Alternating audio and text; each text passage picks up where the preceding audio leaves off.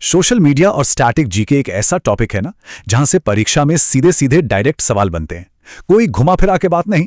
तो आज के इस सेशन में हम बिना किसी टाइम पास के सिर्फ और सिर्फ उन 2D पॉइंट फैक्ट्स पर फोकस करेंगे जो एग्जाम में आपके मार्क्स बिल्कुल पक्के कर देंगे। तो चलिए सीधे कंटेंट पर फटाफट आज का एजेंडा देख लेते हैं। हम शुरुआत करेंगे मेटा के प्रमुख प्लेटफॉर्म से, फिर बढ़ेंगे माइक्रो ब्लॉगिंग और वीडियो प्लेटफॉर्म्स की तरफ। इसके बाद कुछ अन्य महत्वपूर्ण प्लेटफॉर्म्स और उनके भारतीय संदर्भ को समझेंगे। फिर होगी आपकी असली टेस्टिंग यानी PYQ स्टाइल MCQ अभ्यास, और आखिर में चीजों को पक्का करने के लिए एक क्विक रिवीजन। तो अपने नोट्स तैयार रखिए। तो चलिए मॉड्यूल 1 से शुरुआत करते हैं, मेटा के प्रमुख प्लेटफॉर्म्स। सबसे पहले बात करते हैं सोशल मीडिया की दुनिया में तहलका मचाने वाले प्लेटफॉर्म की, फेसबुक। इसकी स्थापना साल 2004 में हुई थी। इसके फाउंडर और मौजूदा CEO दोनों ही मार्क जुकरबर्ग हैं, और इसका हेडक्वार्टर कहाँ है? कैलिफोर्निया के मेनलो पार्क में। अब यहाँ एक बहुत ही इंपॉर्टेंट एग्जाम पॉइंट है, ध्यान दीजिएगा। 2004 में जब ये लॉन्च हुआ था ना, तब इसका ओरिजिनल नाम द फेसबुक हुआ करता था। इसे अच्छे से नोट कर लीजिए। अब जरा मेटा के इवोल्यूशन यानी इसके विकास क्रम को टाइमलाइन से समझते हैं। 2004 में फेसबुक के लॉन्च के बाद इन्होंने तेजी से अपना दबदबा बनाया। 2012 में इन्होंने पूरे $1 बिलियन में इंस्टाग्राम को खरीद लिया, सोचिए। और इसके ठीक 2 साल बाद 2014 में इन्होंने $19 बिलियन की भारी भरकम रकम देकर व्हाट्सएप का भी अधिग्रहण कर लिया। ये दोनों अधिग्रहण की तारीखें एग्जाम के लिए सुपर इंपॉर्टेंट है। फिर फाइनली 2021 वो साल था जब इन्होंने अपनी कंपनी का नाम बदलकर ऑफिशियली मेटा रख दिया। इंस्टाग्राम और व्हाट्सएप के कुछ और जरूरी फैक्ट्स देख लेते हैं। इंस्टाग्राम की शुरुआत 2010 में केविन सिस्ट्रॉम और माइक क्राइगर ने मिलकर की थी, और अभी इसकी CEO कौन है? Adam Mosseri. वहीं अगर व्हाट्सएप की बात करें तो इसकी स्थापना 2009 में जैन कॉम और ब्रायन एक्टन ने की थी, और इसके वर्तमान CEO विल कैथकार्ट हैं। ये नाम एग्जाम में मैचिंग वाले सवालों में बहुत पूछे जाते हैं, तो इन्हें एकदम रट लीजिए। आगे बढ़ते हैं मॉड्यूल 2 की ओर, जहां हम माइक्रो ब्लॉगिंग और वीडियो प्लेटफॉर्म्स का एनालिसिस करेंगे। अब बात करते हैं माइक्रो ब्लॉगिंग की दुनिया के सबसे बड़े गेम चेंजर की। जी हां, ट्विटर और X। 2006 में जैक डॉर्सी ने जब इसे शुरू किया था, तब इसकी पहचान वो मशहूर नीली चिड़िया यानी लैरी द बर्ड हुआ करती थी। लेकिन भाई 2022 में एलन मस्क ने $44 बिलियन में इसका अधिग्रहण कर लिया।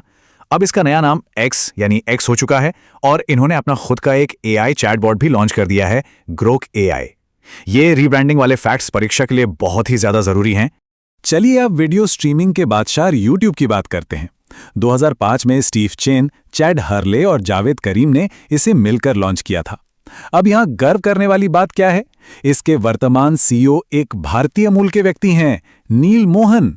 ये नाम आपको याद रखना ही है। और एक और क्रूशल पॉइंट, यूट्यूब के लॉन्च होने के ठीक 1 साल बाद यानी 2006 में ही गूगल ने इसे एक्वायर कर लिया था। यह साल अक्सर कंफ्यूज करता है, तो इसे ध्यान से नोट करें। यूट्यूब के कुछ ऐसे माइलस्टोन्स हैं जो एग्जाम्स के फेवरेट हैं। क्या आप जानते हैं यूट्यूब का सबसे पहला वीडियो कौन सा था? यह था 2005 में अपलोड हुआ 19 सेकंड का एक छोटा सा क्लिप, मी एट द जू। फिर 2012 में गंगनम स्टाइल पहला ऐसा वीडियो बना जिसने 1 बिलियन व्यूज का जादुई आंकड़ा पार किया। आज की डेट में बेबी शार्क डांस सबसे ज्यादा देखा जाने वाला वीडियो है, और मिस्टर बीस्ट दुनिया के सबसे ज्यादा सब्सक्राइबर वाले क्रिएटर बन चुके हैं। ये फैक्ट्स एकदम फिंगर टिप्स पर होने चाहिए। अब हम पहुंच गए हैं मॉड्यूल 3 पर, अन्य महत्वपूर्ण सोशल मीडिया प्लेटफॉर्म्स और उनका भारतीय संदर्भ। कुछ और एप्लीकेशंस है जहां से सीधे सवाल उठते हैं। सबसे पहले लिंक्डइन। ये एक प्रोफेशनल नेटवर्क है जो 2002 में शुरू हुआ था, और 2016 से ये माइक्रोसॉफ्ट के पास है। फिर आता है स्नैपचैट। 2011 में इवान स्पीगल ने इसे बनाया। इसका वो जो गायब होने वाले मैसेज यानी डिसअपीयरिंग मैसेज वाला फीचर है ना, वो इन्होंने ही शुरू किया था। और हाँ, टेलीग्राम। डुरोव भाइयों ने इसे 2013 में बनाया था। भले ही इसका कनेक्शन रूस से हो, लेकिन याद रखिएगा इसका हेडक्वार्टर दुबई में है। ये दुबई वाला पॉइंट एग्जामिनर का फेवरेट है। अब एक बहुत ही इंटरेस्टिंग टर्म समझते हैं, सुपर ऐप। ये सुपर ऐप आखिर होता क्या है? देखिए, ये एक ऐसा सिंगल एप्लीकेशन है जिसके अंदर आपको मैसेजिंग, सोशल मीडिया, गेमिंग और डिजिटल पेमेंट सब कुछ एक ही जगह मिल जाता है। इसका सबसे सटीक और एग्जाम रिलेवेंट उदाहरण है चीन का WeChat, जो 2011 में लॉन्च हुआ था। इसे एक पूरी डिजिटल दुनिया मान लीजिए जो एक ही ऐप में सिमटी है।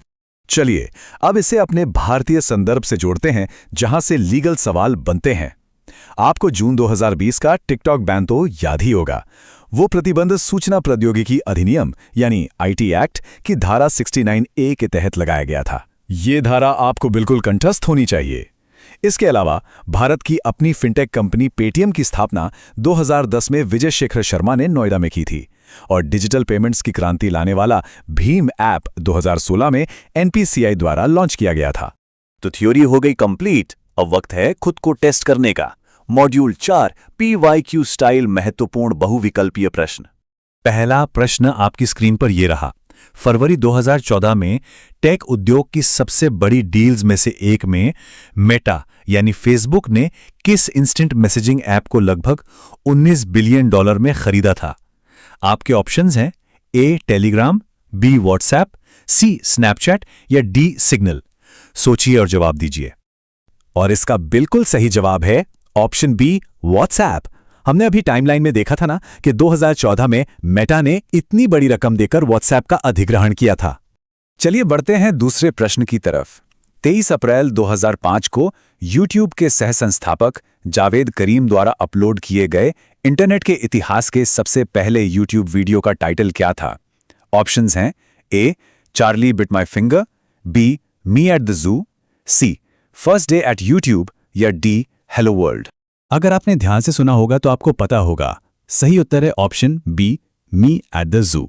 मी एट द जू ये सिर्फ 19 सेकंड का वीडियो था और ये सवाल पिछले कई एग्जाम्स में डायरेक्ट पूछा जा चुका है। अब देखते हैं तीसरा और बहुत ही क्रूशियल सवाल। 2020 में भारत सरकार ने सुरक्षा का हवाला देते हुए टिकटॉक सहित कई चीनी ऐप्स को आईटी एक्ट की किस विशिष्ट धारा के तहत प्रतिबंधित किया था? ऑप्शंस ध्यान से देखिए। ए धारा 66A, बी धारा 69A, सी धारा 70B या डी धारा 72A। और इसका सही जवाब है ऑप्शन बी धारा 69A। क्योंकि ये सीधा राष्ट्रीय सुरक्षा से जुड़ा मामला था, इसलिए ये डेटा पॉइंट आपके एग्जाम के लिए सुपर डुपर इंपॉर्टेंट बन जाता है। बहुत बढ़िया।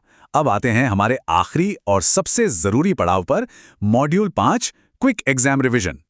देखिए, ऐप्स के लॉन्चिंग ईयर्स यानी स्थापना वर्ष अक्सर एग्जाम में सिरदर्द बन जाते हैं, तो चलिए इन्हें एक सॉलिड क्रोनोलॉजी में सेट करते हैं। सबसे पहले 2001 में विकिपीडिया, फिर 2002 में लिंक्डइन, इसके बाद 2004 में फेसबुक, 2005 में यूट्यूब और 2006 में ट्विटर, फिर थोड़ा गैप लेकर 2009 में व्हाट्सएप और फाइनली 2010 में इंस्टाग्राम। इसे एक कहानी की तरह याद कर लीजिए, कभी नहीं भूलेंगे। अब स्क्रीन पर कुछ क्रूशियल मैचअप्स हैं जहां से मैच द फॉलोइंग वाले सवाल बनते हैं। सिग्नल ऐप, ये प्राइवेसी या गोपनीयता का गोल्ड स्टैंडर्ड माना जाता है। पिंटरेस्ट क्या है? ये एक विजुअल डिस्कवरी इंजन है। माइक्रोसॉफ्ट ने किसका अधिग्रहण किया? लिंक्डइन का। और गूगल ने? यूट्यूब का। इन कनेक्शंस को अपने दिमाग में अच्छे से बिठा लीजिए। तो दोस्तों, हमेशा याद रखिए, किसी भी परीक्षा में सफलता सिर्फ एक रात की पढ़ाई से नहीं, बल्कि स्ट्रक्चर्ड रेपिटेशन यानी व्यवस्थित दोहराव से मिलती है। इस स्टडी सेशन में हमने जो भी ईयर्स, नाम और हेडक्वार्टर्स डिस्कस किए हैं, वो आपके सिलेबस की रीढ़ की हड्डी हैं। इन्हें बार बार रिवाइज करें। आज के इस एक्सप्लेनर से जुड़ने के लिए आपका बहुत बहुत धन्यवाद। लेकिन जाते जाते आपके लिए एक सवाल छोड़कर जा रहा हूं। जरा सोचिए, सोशल मीडिया की दुनिया जिस रॉकेट की स्पीड से बदल रही है, 2026 के आते आते कौन सा नया प्लेटफॉर्म इन सभी दिग्गजों को पीछे छोड़ सकता है? अपनी तैयारी मजबूती से जारी रखें। All the best.